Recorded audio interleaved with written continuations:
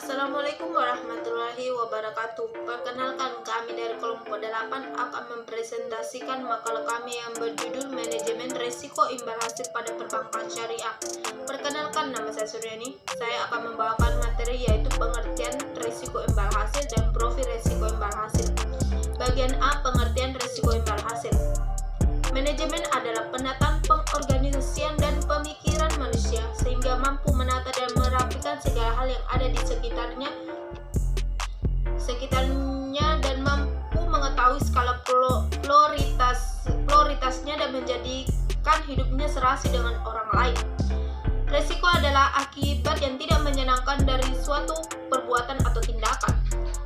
Resiko imbal hasil adalah resiko akibat perubahan tingkat imbal hasil yang dimana dan bank membayarkan kepada nasabah dikarenakan perubahan tingkat imbal hasil yang diterima bank dari pendanaan nasabah pihak ketiga yang dipengaruhi perilaku yang menyebabkan penyaluran dana pada pihak ketiga bank. Bagian B, profil resiko imbal hasil. Manajemen resiko imbal hasil terbagi menjadi beberapa bagian. Yang pertama yaitu resiko kredit, resiko pasar, resiko likuiditas, dan resiko operasional, resiko hukum, resiko reputasi, resiko strategi, resiko kepatuhan, resiko intragrup, dan resiko asuransi.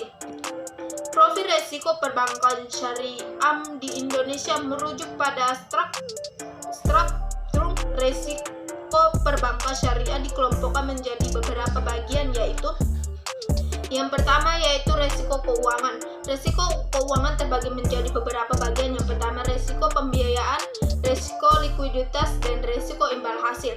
Yang kedua resiko operasional. Resiko operasional terbagi menjadi beberapa bagian. Yang pertama yaitu resiko strategi, resiko operasional, dan resiko investasi. Yang ketiga yaitu resiko lingkungan. Resiko lingkungan terbagi menjadi beberapa bagian, yaitu resiko hukum, resiko reputasi, resiko kepatuhan, dan resiko pasar. Itulah tadi materi dari saya. Saya ucapkan banyak terima kasih. Wabillahi taufiq wal hidayah. Wassalamualaikum warahmatullahi wabarakatuh. Baiklah, saya Dia Lestari di sini akan melanjutkan materi kedua tentang penilaian risiko inheren. Penilaian risiko inheren merupakan penilaian atas risiko yang melekat pada kegiatan bisnis bank, baik yang dapat dikuantifikasikan maupun yang tidak, yang berpotensi mempengaruhi posisi keuangan bank. Karakteristik risiko inheren bank ditentukan oleh faktor internal maupun eksternal, antara lain strategi bisnis, karakteristik bisnis, kompleksitas produk, dan aktivitas bank. Industri di mana bank melakukan kegiatan usaha serta kondisi makroekonomi. Risiko inheren yang spesifik di bank syariah adalah risiko imbal hasil dan investasi. Risiko imbal hasil (rate of return risk) didefinisikan sebagai risiko akibat perubahan tingkat imbal hasil yang dibayarkan bank kepada nasabah. Karena terjadi perubahan tingkat imbal hasil yang diterima bank dari penyaluran dana yang dapat mempengaruhi perilaku nasabah dari dana pihak ketiga bank. Penilaian risiko inheren merupakan penilaian atas risiko yang melekat pada kegiatan bisnis bank, baik yang dapat dikuantifikasikan maupun yang tidak, berpotensi mempengaruhi posisi keuangan bank. Karakteristik risiko inheren bank ditentukan oleh faktor internal dan eksternal, antara lain strategis bisnis, karakteristik bisnis, kompleksitas produk, dan aktivitas bank. Industri di mana bank melakukan kegiatan usaha serta kondisi makroekonomi.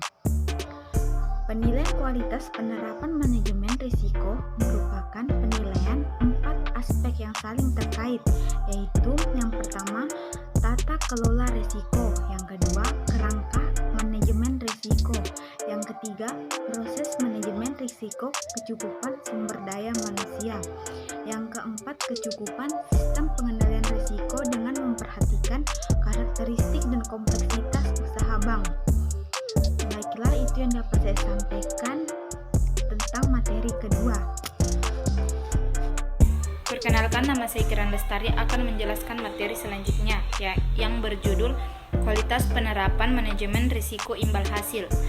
Penilaian kualitas penerapan manajemen risiko mencerminkan penilaian terhadap kecukupan sistem pengendalian risiko yang mencakup seluruh pilar penerapan manajemen risiko, sebagaimana diatur dalam ketentuan Bank Indonesia mengenai penerapan manajemen risiko bagi bank umum, atau penilaian kualitas penerapan manajemen risiko merupakan penilaian terhadap 4 aspek yang saling terkait, yaitu 1. Tata kelola risiko, 2. Kerangka manajemen risiko, 3. Proses manajemen risiko, kecakupan sumber daya manusia dan kecakupan sistem informasi, yang keempat, kecakupan sistem pengendalian risiko dengan memperhatikan karakteristik dan kompleksivitas usaha bank itu sendiri.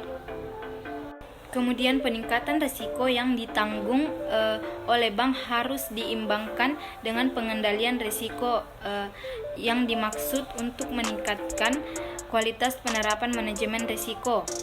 Upaya peningkatan kualitas manajemen risiko dimaksud tidak hanya ditunjukkan bagi kepentingan bank, tetapi juga bagi kepentingan nasabah itu sendiri.